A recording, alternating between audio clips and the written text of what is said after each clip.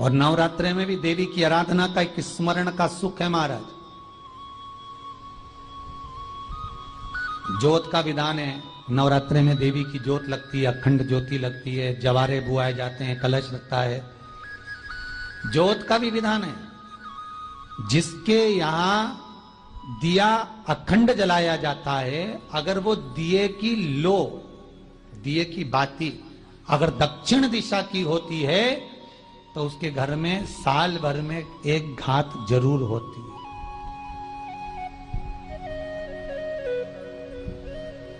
जो दिया अखंड जलता है उसकी बाती का मुख दक्षिण का नहीं होना चाहिए। अगर आपने देवी भागवत का स्मरण कराओ, देवी भागवत को अगर सुना हो, तो देवी भागवत में स्पष्ट किया गया कि पूर्व की ओर मुख करा हुआ दिया, अर्थात पूर्व की ओर ज्योत जो जलाई जाती है वो संपदा की वृद्धि करती है। पश्चिम की ओर मुख कर कर जो ज्योत लगाई जाती है महाराज, वो वैभव को देती है।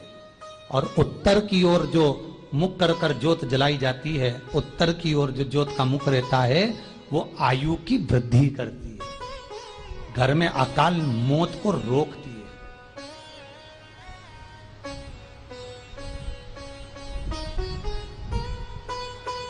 नवरात्रि का जो भाव तत्व है उसको भी अच्छे से समझ लेना। दक्षिण की ओर ज्योत ना लगाएं। अगर आपको लगाना है पूरब की लगाएं, पश्चिम की लगाएं या उत्तर की लगाएं। तरासी मिट्टी की दुकान भी अगर आप खोल कर बैठेंगे तो चांदी और सोना के बराबर कमाएंगे, इतना धन देगी वो मारा। साधारण नहीं है मेरी माता। तात्विक सुख का आनंद देने वाली, लाभ तत्व प्रदान करने। और नवरात्रि में भी अगर आपकी कोई कामना है, आपकी अगर इच्छा है, आपका मन है, तो जगत जननी की आराधना करो। पति और पत्नी में अगर क्लेश है तो जगदम्बा के मंदिर में मक्खन चढ़ाओ, प्रेम बढ़ जाएगा। आपको लगता है कि पति कोई अन्य स्त्री से लगा हुआ है या परिवार टूट रहा है, तलाक तक पहुंच गया है, तो माता के मंदिर में आप ध्वजा लगवाइए, उस ध्वजा पर मक्खन लगाकर लगवाइए, आपको लाभ मिलेगा। महाराज, यदि आपको लगता है कि बच्चे बहुत ज्यादा अपशब्द बोल रहे हैं, मुंह चला रहे हैं और प्रेम नहीं रख रहे, तो माता के मंदिर में लाल पुष्प, लाल चंदन और लाल चूड़ी मां को समर्पित करिए, प्रेम बढ़ेगा। बच्चा कभी आप जी से कम नहीं बोलेगा, प्रेम की भाषा निकलेगी मुंह से। मां जगतजननी की आराधना, जगदम्बा की उपासना। नवरात्रि में 9 दिन में से कोई एक दिन ऐसा ले लो जिस दिन कन्याओं का भोजन कराओ, साथ में उनको लाल चुनरी ओढ़ाओ या कोई लाल वस्त्र, लाल पूजन की सामग्री उनको दो, सुख मिलेगा, आनंद आएगा। महाराज, केवल 9 दिन तक देवी की आराधना कर लो, नंगे पैर ले लो, थोड़ा सा साबूदाना का फरियाल कर लो, मोरधन, चिप्स, पापड़ ये खा लो, या किसी देवी जी के मंदिर में जाकर नंगे पैर झंडा उठा के, ध्वजा उठा के, चुंदड़ी पकड़ के माता जी के मंदिर तक चले जाओ। क्या केवल नवरात्रि का मतलब यही है? या फिर कहीं गरबा हो रहा हो तो गरबे में चले जाओ? क्या नवरात्रि का मतलब केवल यही है? या घर में ज्योत लगा लो, नवरात्रि का मतलब यही है? घर में जवारे बो दो, नवरात्रि का मतलब क्या यही है? घट स्थापना कर दो, क्या नवरात्रि का मतलब केवल यही है? अगर नवरात्रि का मतलब जानना है तो आपके मन में एक विचार आना चाहिए कि ये नवरात्रि केवल घट स्थापना के लिए नहीं होती है, ये नवरात्रि हमारे भीतर एक नारी के सम्मान के लिए प्रकट होती है कि नारी का सम्मान कैसे होना चाहिए।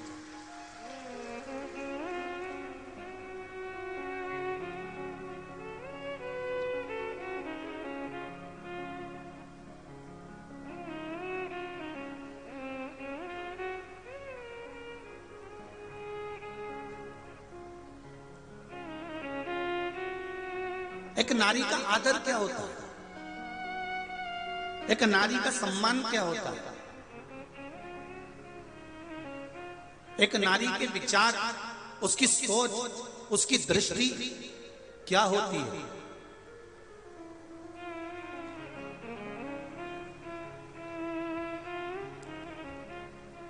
पिता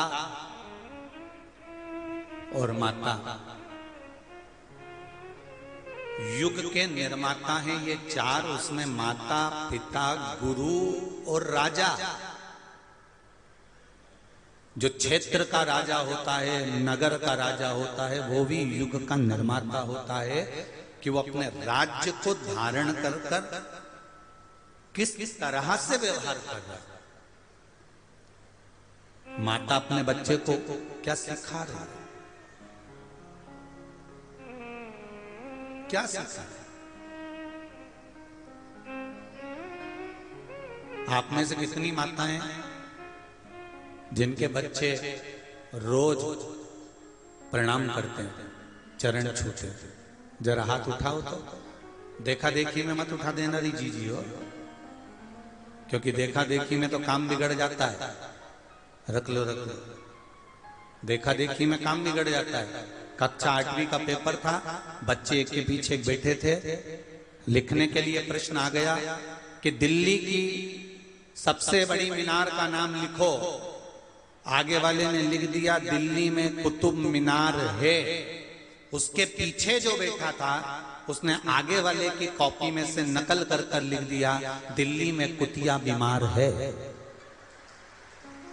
क्या चैत्र नवरात्रे में, शरदीय नवरात्रे में, आषाढ़ी नवरात्रे में, आदिकादिक पौष नवरात्रे में हम शंकर की, हम जगत जननी जगदम्बा की जब स्थापना करते हैं, या हम नूतन घर का प्रवेश करते हैं, या गणेश जी की स्थापना करते हैं, या कोई दुकान को प्रवेश करते हैं, या कोई शुभ कार्य करने के लिए अग्रण्य होते हैं, तो हम कलश की स्थापना क्यों करते हैं? आज शिव महापुराण में शुरुआत में अपन शिव और पार्वती की यही संवाद को लेकर चलते।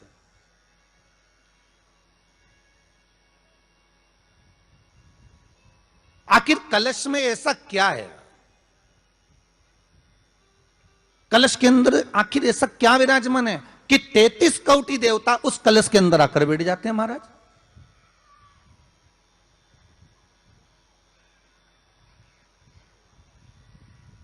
आप कोई यज्ञ करने जा रहे हो, आप कोई पोथी पुराण करने जा रहे हो, आप कोई अच्छा कार्य करने जा रहे हो, तो ब्राह्मण देवता कह देते कलश की स्थापना होगी, कलश की शोभा यात्रा निकलेगी, कलश यात्रा निकलेगी, कलश विराजमान होगा।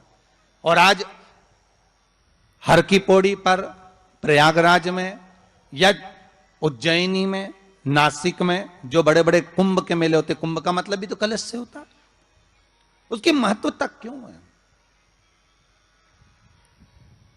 उस कुंभ की, उस घड़े की महत्वता कहां से प्रकट हो गई? शिव महापुराण की कथा कहती है महाराज, भगवान ओघड़दानी शंकर स्वयं आद्य शक्ति जगदम्बा से कहते हैं कि जगदम्बा तू क्या चाहती है बोल। तो जगत जननी जगदम्बा कहती है कि जहां मैं हूं वहां शंकर है। ये आपने कह दिया, पर जहां शंकर है वहां पार्वती का होना जरूरी है। उसके लिए सिद्ध करने के लिए एक स्थान ऐसा बनाया जाए जहां पर शंकर विराजमान है और शंकर के साथ पार्वती विराजमान है। तो शिव जी ने कहा पार्वती, उसके लिए मैं तुझे एक सुंदर कलश का निर्माण कर कर देता हूं। दुनिया का रचनाकार, दुनिया की रचना करने वाले महाराज, संपूर्ण ब्रह्मांड की रचना करने वाले, जिनको भगवान शिव ने स्वयं ब्रह्मदेव से कहा है कि ब्रह्मा जी तुम सृष्टि खंड को आगे बढ़ाइए, सृष्टि की रचना करिए। और आज ही के दिन, यही चैत्रीय प्रतिपदा के दिन, यही इसको कहते हैं नया संवत्सर, नया वर्ष।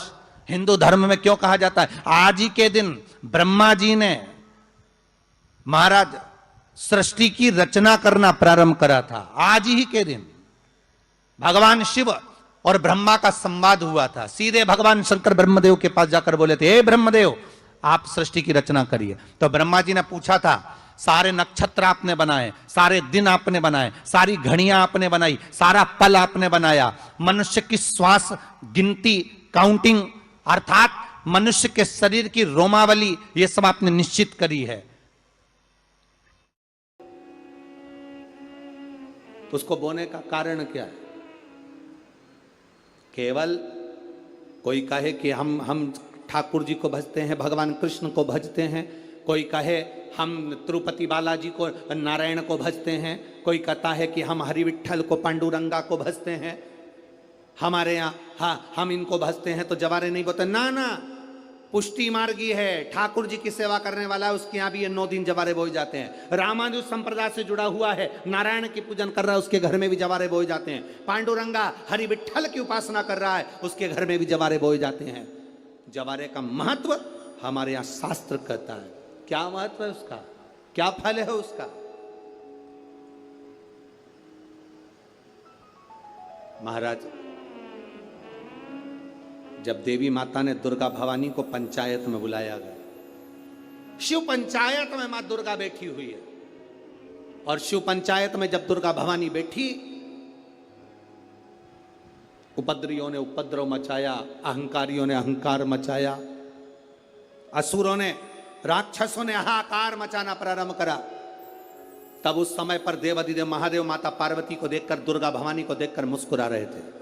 केवल शिव मुस्कुरा रहे हैं, पार्वती को देखकर, दुर्गा भवानी को देखकर, मां जगत जननी को देखकर केवल मुस्कुरा रहे हैं। तब देवता सूर्य नारायण ने भगवान शिव जी को देखकर हाथ जोड़कर प्रार्थना करी। भास्कर देव बोले, सूर्य नारायण बोले, बाबा मेरे मन के संशय को मिटा दीजिए। शिव जी ने पूछा क्या काम है? बोलो क्या चाहते हो? शंकर भगवान से सूर्य देव, भास्कर देव कहते हैं, प्रभु आपके मुस्कुराने का कारण क्या? भारत की भूमि पर जितनी जगह पर भी, भारत की भूमि पर जितनी जगह पर भी आप लोग कथा सुन रहे हो, आस्था चैनल पर, फेसबुक, यूट्यूब पर जितने लोग कथा सुन रहे हो, बड़े ध्यान से सुनना कि जवारे क्यों बोए जाते हैं। नवरात्रि में जवारे की महत्वता क्यों होती है, क्यों बोया जाता है, मिट्टी में गेहूं डालकर क्यों उत्पन्न किया जाता है, उसकी महत्वता क्या है? सूर्य नारायण पूछ रहे हैं भगवान देवाधिदेव महादेव से, आप दुर्गा भवानी को देखकर मुस्कुराए, आप हंसे हैं, आपके चेहरे पर प्रसन्नता आई है, कारण क्या? और महाराज देवाधिदेव महादेव ने कहा, यहां भगवान विष्णु, गणेश जी, भास्कर देव, आप सब बैठे हो। असुरों ने आक्रमण कर दिया, असुरों ने आक्रमण करा है, और वह असुर आक्रमण कर दिए हैं तो वो असुर प्रवेश कर रहे हैं, उपद्रव मचाकर, हाहाकार कर कर नष्ट करने वाले हैं इस पूरी पृथ्वी को। तो फिर उसको बचाएगा कौन, कैसे बचेगा?